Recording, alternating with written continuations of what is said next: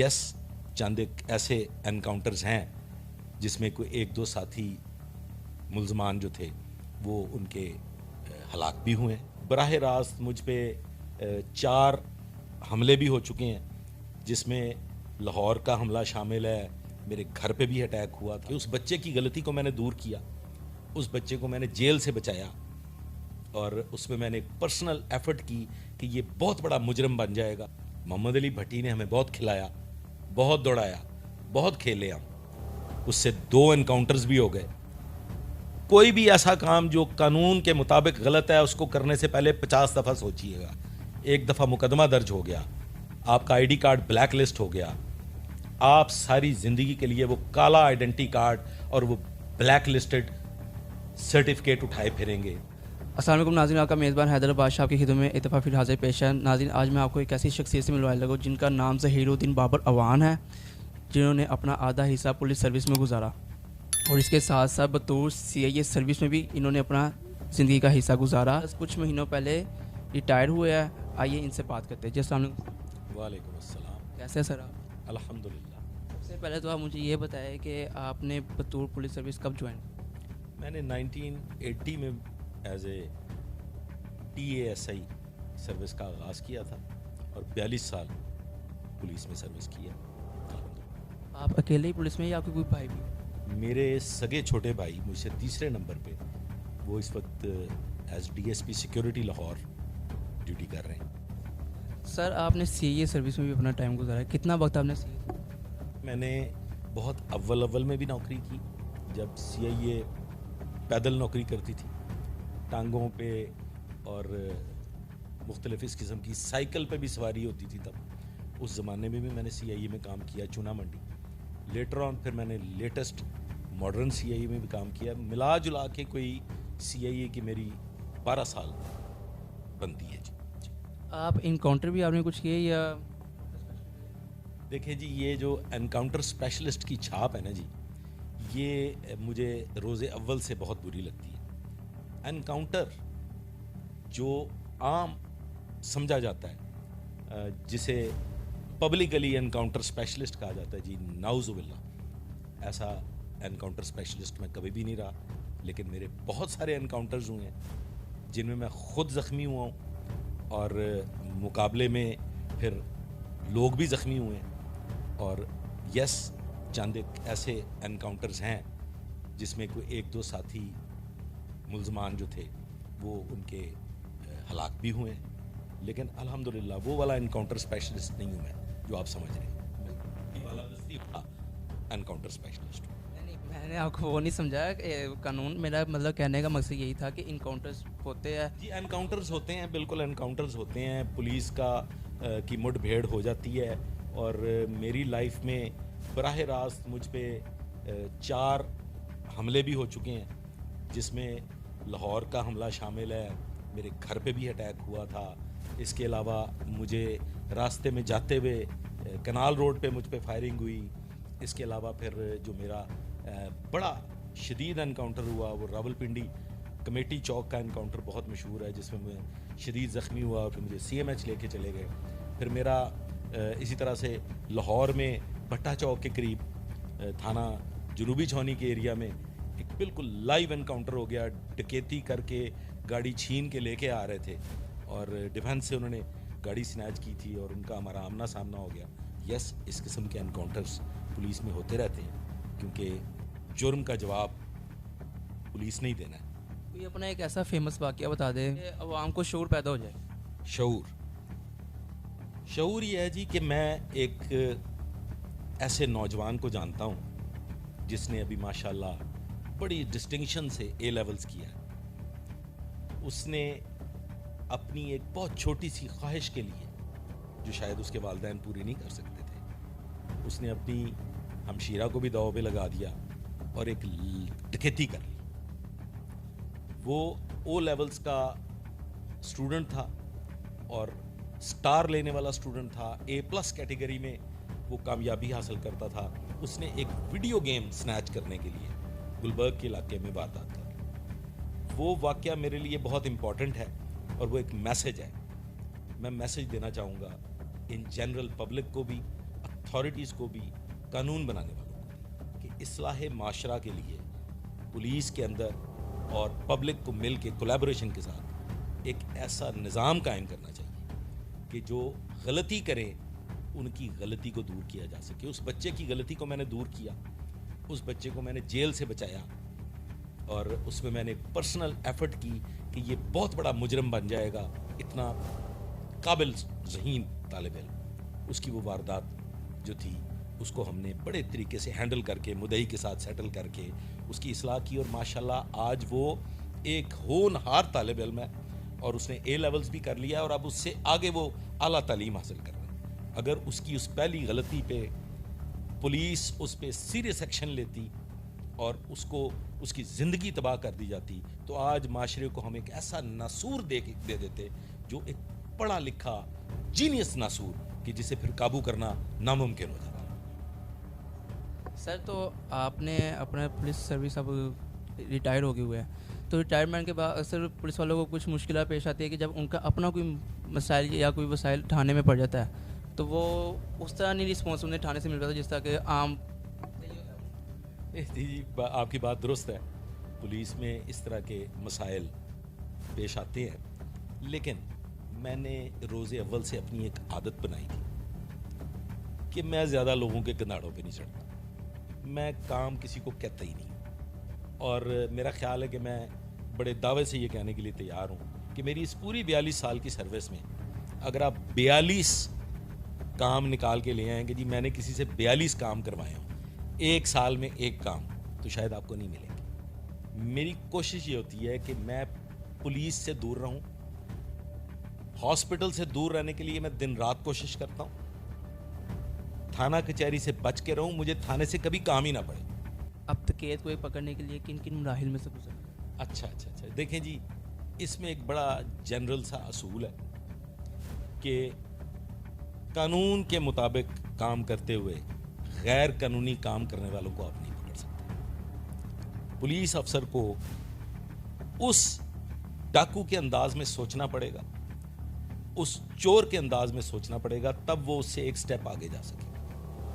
مشکلات یہ پیش آتی ہیں کہ جب کوئی پولیس افسر ایسی کارروائی کرتا ہے جس میں وہ ڈاکوؤں تک پہنچنے کے لیے ہر حد سے گزر جاتا ہے, تو اس کو پھر سپورٹ نہیں ہوتی. اس لیے پولیس افسران کوشش کرتے ہیں کہ ہم ہاتھ ہولا رکھتے ہوئے ڈنگ ٹپاؤ کام کریں اور خانہ پوری کریں, فگر ورک پورا کریں. بڑے ڈاکو کو ہاتھ نہیں ڈالتے, اس کے ساتھ انہوں نے مقدمے بھی فیس کرنے ہوتے ہیں عدالتوں کے, اس میں انہوں نے استغاثے بھی فیس کرنے ہوتے ہیں عدالتوں کے, اس میں انہوں نے وہ جھوٹی درخواستیں جو ان کے خلاف دی جاتی ہیں کرمنلز کی طرف سے وہ بھی فیس کرنی ہوتی ہیں. اس کا ایک ایسا میکنزم ہونا چاہیے جو پولیس افسران مشکلات میں ہیں, ان کی ٹرانسپورٹ کے مسائل ہیں, ان کے فیول کے مسائل ہیں, ان کے پروسیکیوشن کے مسائل ہیں, ان کی عدالتوں میں حاضریوں کے مسائل ہیں, ان پہ مقدمات کی بے تحاشا بوجھ کے مسائل ہیں. یہ سارے کا سارا جب ڈسٹریبیوشن اور ورک پراپر ہو جائے گا, جب سب ادارے اپنے اپنے کام اپنے بنائے ہوئے ایس او پی کے مطابق کرنا شروع کر دیں گے, مسائل ختم ہو جائیں گے. پولیس افسر کے مسائل کبھی ختم نہیں ہو سکتے.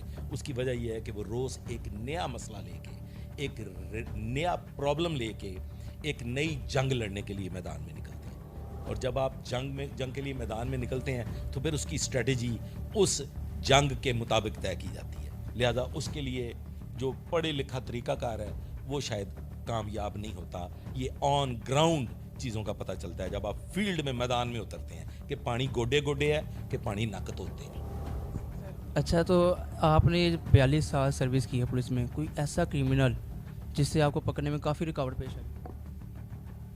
بے شمار کرمنلز ہیں جس کو پکڑنے میں بہت مشکل پیش آئی ہو. محمد علی بھٹی نے ہمیں بہت کھلایا, بہت دوڑایا, بہت کھیلے ہم. اس سے 2 انکاؤنٹرز بھی ہو گئے لیکن وہ قابو نہیں آتا تھا. اس کا ایک نعرہ تھا کہ جس کی گولی پہلے چل گئی, پولیس کی گولی چل گئی تو پولیس کامیاب, اگر میری گولی چل گئی تو میں کامیاب. اس کے ساتھ ہم نے گرنیڈز کے ساتھ بھی مقابلہ کیا ہے, اس نے ہم پہ گرنیڈز بھی فائر کیے. ایک دفعہ میری ایک مانگے تانگے کی گاڑی ریڈ کے لیے میں لے کے گیا تھا, وہ بری طرح سے تباہ ہو گئی. اس کے اندر اس نے گرنیڈز پھینک دیے, اس کے اوپر اس نے کلاشنکوف چلا دی. اس کے پیچھے ہم بہت دوڑے. اس کے لیے ہمیں لاہور سے اسلام آباد سے ایبٹ آباد سے اور کے علاقے چھاننے پڑے, اور وہ ہمارے لیے واقعی ایک درد سر تھا.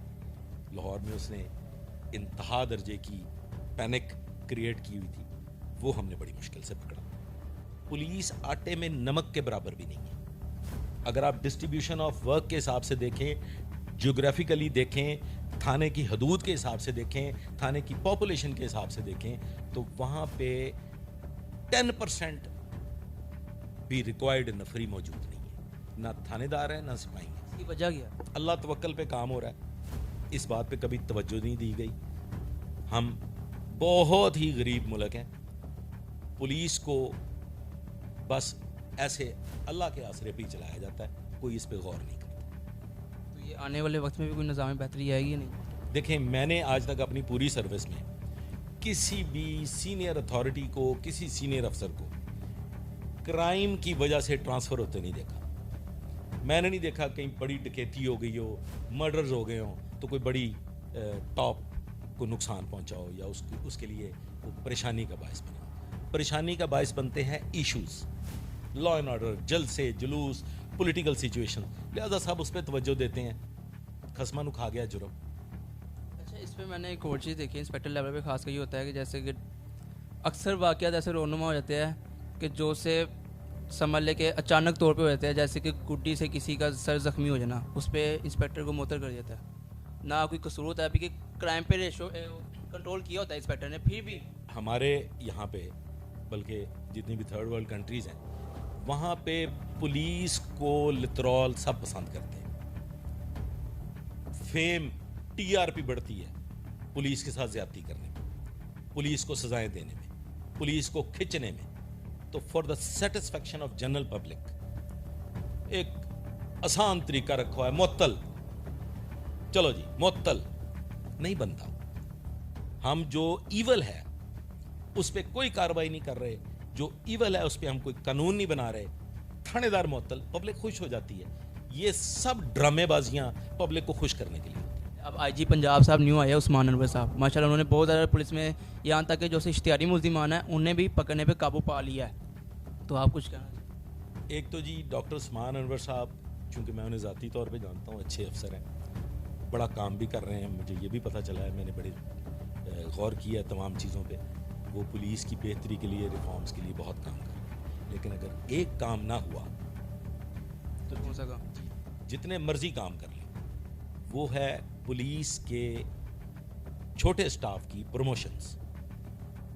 ان کا جو ایک طریقہ کار ہے, ایک جو کرائٹیریا آف پوسٹنگز, ٹرانسفرز اور پروموشن ہے, اس کو اگر عین قانون کے مطابق نہ کیا گیا اور کانسٹیبل ساری زندگی کانسٹیبل رہ کے مر گیا اور تھانے دار تھانے داری میں گزر گیا اور انسپیکٹر کی چٹی داڑھی اس کی چھاتی کو لگ گئی, تو نظام ٹھیک نہیں ہونا, کوئی ریفارمز نہیں ہوگی. یہ ڈسکریمنیشن آف پروموشن جو ہے وہ دو طبقوں میں, ایک کی ٹائملی وہ لندن بیٹھا ہو, وہ امریکہ بیٹھا ہو, وہ یورپ کے کسی ملک میں سیر کر رہا ہو, اس کو پتہ ہے میری ٹائملی پروموشن ہو جانی ہے. ادھر گوڈے رگڑ رگڑ کے, اڈیاں رگڑ رگڑ کے, ماتھے رگڑ رگڑ کے, اس کو پتہ ہے میری پروموشن نہیں ہونی.